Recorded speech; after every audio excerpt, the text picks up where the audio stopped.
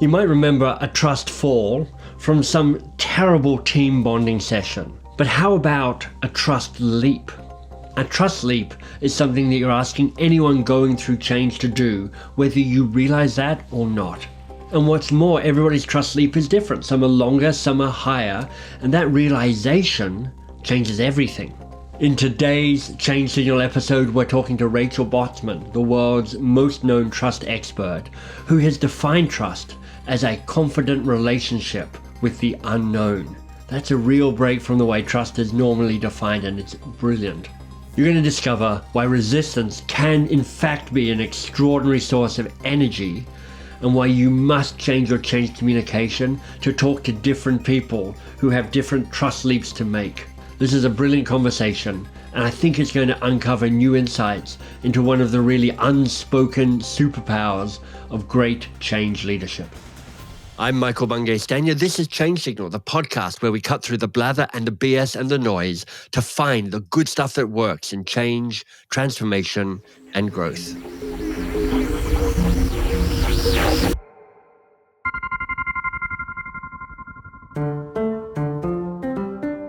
When someone says, "Hey, you can trust me," I immediately think, not likely. I mean, there is nothing less reassuring than that declaration. And of course, here's the paradox. When we're involved in change and transformation in our organizations, we could really do with people's trust. I mean, all of the people, our team, our bosses, the sponsors, the people we're hoping will come along for the ride with us. And in initiating change, we're asking people to leave what's known for what's unknown. We're asking them to step into ambiguity and uncertainty and risk. And of course, here's what we end up saying, implicitly or explicitly: you can trust me. I'm a change leader. You cannot have change without trust, and that is going to depend on context. So saying, "Oh, everyone trusts this change program," even thinking in that way is problematic. That's Rachel Botsman, the world's expert on trust, a fellow and teacher at Oxford University, one of the Thinkers 50, an author, and, as she describes herself, an artist. Now, as a change practitioner, it is an art to build trust. I've started thinking of it like glass blowing. You're working and shaping something molten. It takes strength of muscle and delicacy of breath and vision. You're working in a furnace. You're shaping and adapting as you go. Using science and art, what you create is both beautiful and fragile. I know I may just have overworked that metaphor some, but this conversation is going to be less florid and it's going to be fantastic. So Rachel, welcome. It's great to be here. And I love the setup because this is one of my favorite topics, trust, change, and uncertainty. So this is going to be fun. Yeah. We're talking to people who lead change. And just to kind of like lay the stakes on the table, what's your best guess at what change leaders fundamentally misunderstand about trust? Well, I think, and I know from talking to people in that position, and it's a very, very difficult role, they don't ask the question, what trust state is someone in? So in the same way that people in marketing would think of customer segments and understand that you have to adapt communications and support and messaging based on that segmentation, it's no different for employees where everyone is going to be in a different trust state in terms of their perception of the risk and therefore their willingness to change. That's great. What are the different types of trust states that people can be in? So the best way to actually visualize this is the first thing to understand is that to make any change happen, you have to take what I call a trust leap. And you have to get them over the sea of uncertainty into the unknown and to understand the benefits of the change. Yeah. Now, the way people perceive that risk involved really depends on how high they experience the leap. Right. Now, the risk might be real and it might be perceived. It might be for some people to do with financial risk. It might be creative risk. It might be personal risk. It might be psychological. It might be physical risk. And that will inform their trust state. So if they're in a super high trust state and they have just a very high tolerance to uncertainty, they're high trust states people. Right. But the majority of people are not high trust states people. These people are wonderful to me because they're like, woohoo, bring it on. Let's go for it. But they're not quite unicorns, but they're a rare breed. Yeah, and they're not early adopters. So people are, these are the people who are the first. No. They're not always the first to new technologies or shiny gadgets. It's a wiring, and some people will have a very high tolerance to creative risk and a terrible response to financial risk. And if people are asking lots of questions and they need lots of information and there's lots and lots of resistance, they're in a low trust state. It's not that they're against change, but they need different support and communication. So my pet peeve is when you see consultancies come in and they develop a change communication program that they're going to roll out. And you're like, that's not going to work. Right. I'm going to leap in here just to make this explicit because honestly, this is a big aha moment for me. The trust leap will be different for different people depending on both their natural wiring and also on context. You have to speak to people differently. If I'm a change leader, how should I be thinking about my relationship with those different states that people might be in? I love that where you've helped us already see marketers segment and do things differently, different messages, different channels, different approaches. And that's so powerful already. How might I do that for the people who I'm trying to lead through change? Yeah. How you get people to trust you, you have to sort of work on both groups. So you have to find what I call your trust influencers. Right. And these are often unexpected people. So just to give you an example, because I think this really brings it to life. Are you familiar? They're now called wires, but they were called transfer wires. It's like a money exchange. Right, the money exchange, for sure, yeah. Oh, if you haven't come across this service, Wise is an app and a platform for transferring money between different countries and currencies, basically making it easier and cheaper than through a bank or whatever. So when they first launched, their instinct was, the early adopters are going to be like smartphone users and younger people and people who don't have a physical relationship to money. Yes, but they're not your trust influencers. Right. Their trust influencers were pensioners in Spain that were sending money backwards and forwards from Spain to the UK and were getting hit on rates. And these are like people that use checks. They go into a bank and they knew that if they could get them to switch to TransferWise, now Wise, that would provide the social proof for other people to follow. So if pensioners in Spain who are dependent on this income trust this platform, there must be a real benefit there. So that I say is rule number one is like look in unexpected places. Who are your trust influencers that are going to provide the social proof? Tied to that is getting super clear on the benefit. And we are selfish individuals. So another mistake is this is going to be great for our organization, right? I am a we person, but the we does not work here. It is I. So what is in it for me, my role, my job, my life? And that's hard when you're dealing with hundreds of thousands of employees. But if that benefit is not clear, people are not going to move. So that's sort of your high influence group. As you look at how you're guiding your organization right now, dear listener, would you say you know who your trust influencers are? Are you really using them to full effect? Because almost certainly they're scattered up and down and throughout your organization. The low trust group, you have to manage with care. And I should say these aren't always difficult people. These are often employees that are very invested and engaged in the organization, which is why they are asking questions that can feel like resistance. It can feel like friction. Right. They're kind of conservative in that classic sense, which is, I want to protect the past. I want to protect what's good about where we've been and who we are. And are anxious about losing that. I really care about our culture. I really care about our people. I really care about this product or this service or this tiny piece of packaging that we might be changing, whatever it is. And that friction is energy.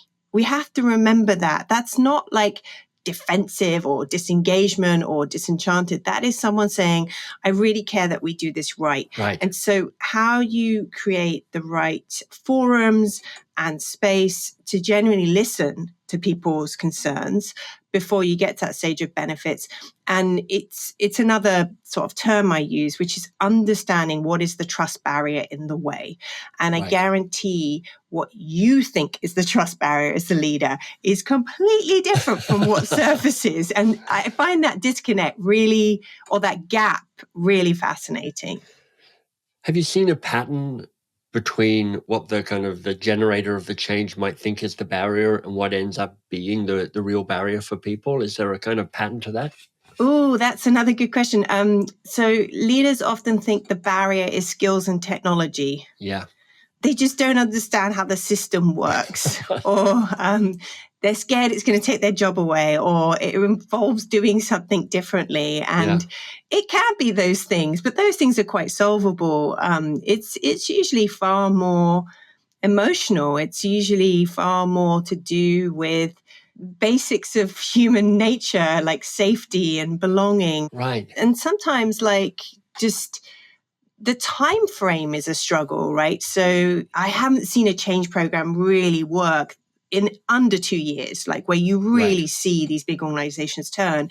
And so when it's like a 3-month campaign, when it's put in campaign mode, that in itself can create a barrier because people are like, this is just going to happen too quickly.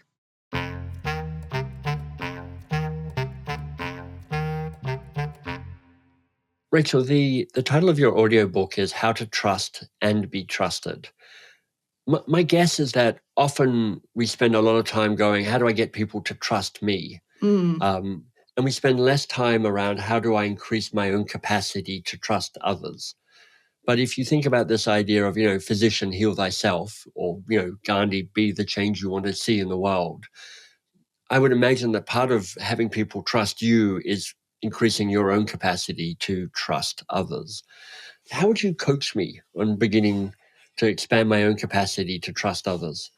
Well, that's a good question. I should say, that title, I didn't come up with it. It came up because the producer who was working on the audiobook with me, suddenly I was in the studio and I've never thought of trust as a two-way thing. Right. Like she was so focused on like, you need to trust me, that she hadn't thought that she hadn't even thought about how to trust others. So if I was coaching you on this, the first thing I would say is, so Michael, what areas of your life do you feel like you become controlling? Oh, well, that's it. I would answer, there are specific things in my business where I get quite twitchy about things. Sometimes it's things like I've lost sight of where something is in its cycle and its process. I mean, I don't actually mind if things fail. I just don't like it if they've just disappeared into a void and I'm like, what's happening here?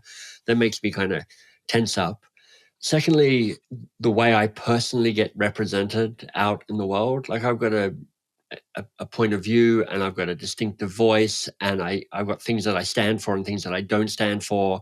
And I've been kind of banging on about that for too long, 30 years or something now. So when my voice gets misrepresented and kind of my intention feels more self-serving than I want it to be, those are all things that make me get a little more controlling. And I would imagine, not to put words in your mouth, but that's where you sort of go from like that macro leadership into that micromanagement. Totally. I'm like, I'm a big-hearted, trusting guy. Oh, I'm suddenly not. I'm suddenly, just allow me to meddle at 8 levels below that I should be leveling, for sure.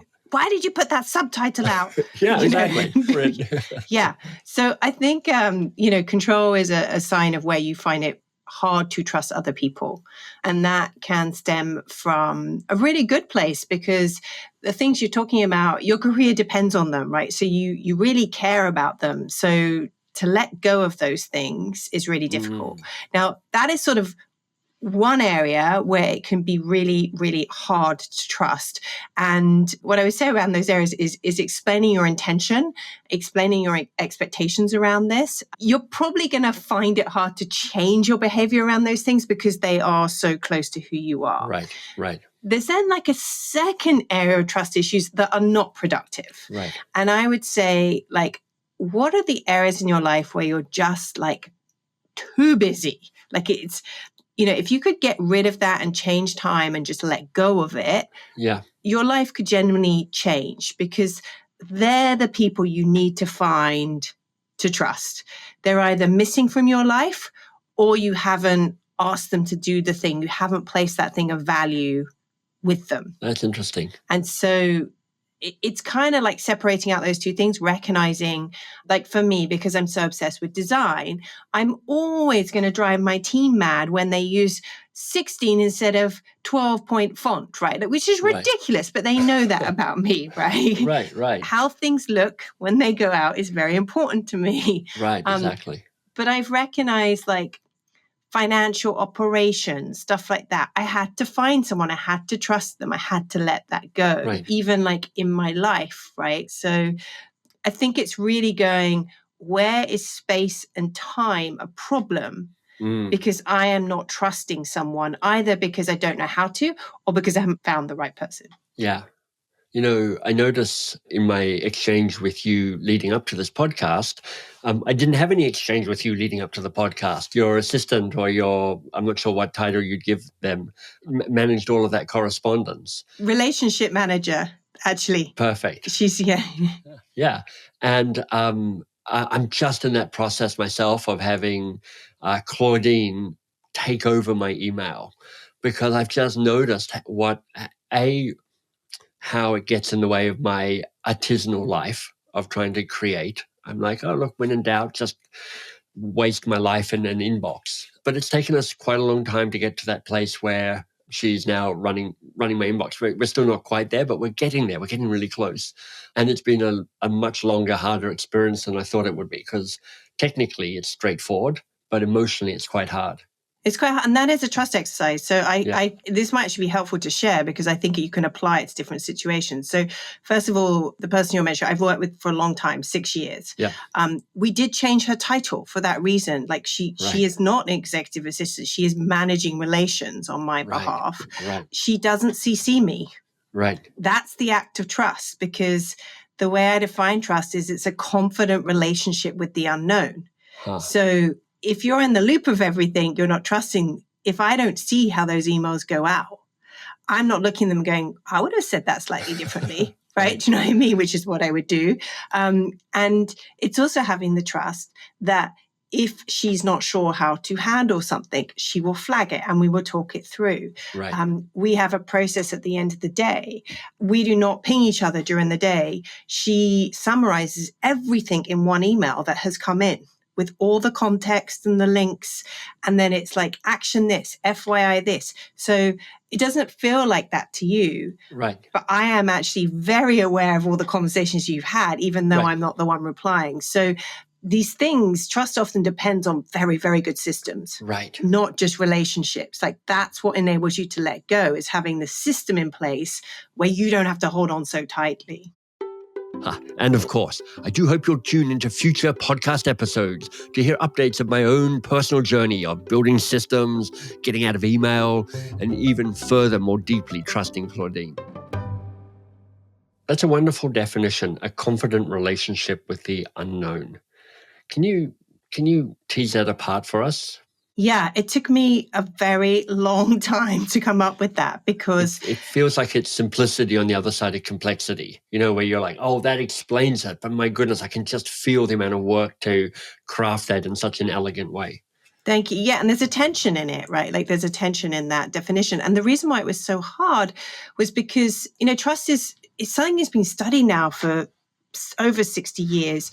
A lot of the theorists are male. Mm-hmm. And interestingly, a lot of the definitions are about knowing what to expect, knowing the outcome of something. And that always, I couldn't put my finger on it, but I was like, that feels like the antithesis of trust, because exactly. if you know how something's going to turn out, very little trust is required. It's kind of like a Right. low trust situation. So I started to think about systems that are so complex that you're never going to be able to understand them, like Exactly. artificial intelligence, algorithms, whatever it might be. Life. Life, Just life right. in general, yeah. It's like everything is complex and very little is complicated, which is like finally understanding it. Feels like I'm an engineer rather than I have a relationship and an understanding of complexity, which is like you never know what the hell's going to happen. Yeah, and it's funny. I'm obsessed with that distinction between something being complex and something being complicated, which I spend a lot of time thinking about. But most things do sit in the air. It's particularly things related to uncertainty and ambiguity. And, so it was like, how do I describe that tension? There has to be something that is solid, because trust is that kind of glue and that foundation, but also expressing it's not needing to know what someone is up to. So I actually think I came out of the definition, I think 15 years ago, but I think it's become more relevant as we live in a culture that is really encouraging monitoring and surveillance and constant checking in. That is not trust. I mean, you've got systems all around pushing for certainty. You've also got a very ancient part of your brain that much prefers certainty over uncertainty. Do you have any guidance on how you rise above this to increase your own capacity for sitting with ambiguity and uncertainty? Yes, I do. And it's something I think you can practice. I don't know if you're familiar with John Keats's term negative capability. Of course. Yeah. So you might explain it slightly different from me, but I became really intrigued by this idea. So Keats was a poet. He wrote a letter to his brother. He used this term negative capability.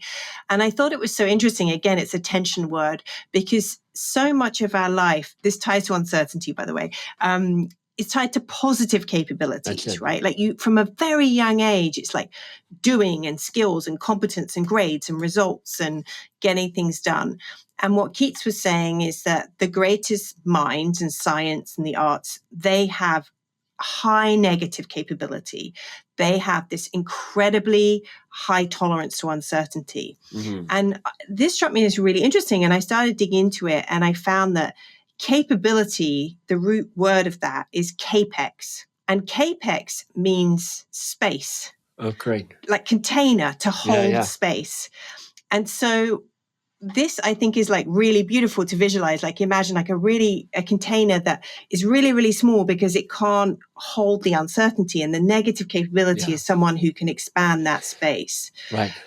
So in my own like sort of life and thinking, it's really like being like, okay, I'm now having that, like, I'm trying to find certainty in something where there is no answer. And you have to go back to like, does this feel expansive? Am I holding the complexity? Mm-hmm. And it's different from everyone. So I can't give a prescriptive toolkit, but what I can say is even when you develop an awareness to the reaction and response, you are starting to work that muscle. And I think leaders, particularly change leaders, should have entire programs on negative capability. They're often not great at sort of tolerating uncertainty, right? They're often the one, it's a generalization, but let's have milestones and markers, and we're going to tick this, and you feel those leaders where like, oh, they can hold so much, right? They can hold this space for others and themselves. You know, part of what I love about your language and your insights, Rachel, is you've used a couple of times this idea of tension. And there's something about realizing that an aliveness comes from the tension rather than the decrease of tension. So feeling it as not as a bug, but as a feature of something's working if I'm feeling this tension. It's a beautiful way to frame it. And it's a tension that is inherent in change. And sometimes I think change is like, it's the push-pull of a magnet. It's the positive and the negative. Yeah. And so in any change programs, you've got to have those things that pull people forward. And then you've got to recognize they're going to be pushed backwards or pulled backwards. And so being comfortable with that tension and recognizing when that's happening and that it's okay, I think is a really important part of change management. What needs to be said that hasn't yet been said about the importance and the role of trust in a change process? It's such a fundamental thing, but trust enables change, and change can really damage trust. So it's the fragility of these things, I think, are sometimes not respected enough. Like the emotion in organizations around change is often like force and momentum and acceleration. And I'm a huge believer in all those things. But I would also say words like fragility and care and patience and slowness, they need to become part of the language of change. Move fast and break things. Worst mantra ever. Don't break people. Break ideas, but don't break people. Yeah. Rachel, where can people find more about you and your work? If you want to really dive deeper into these ideas, I made this book called How to Trust and Be Trusted. You can find it, I'm going to sound like an advert now, but like on Audible or Spotify, wherever you get your audiobooks from.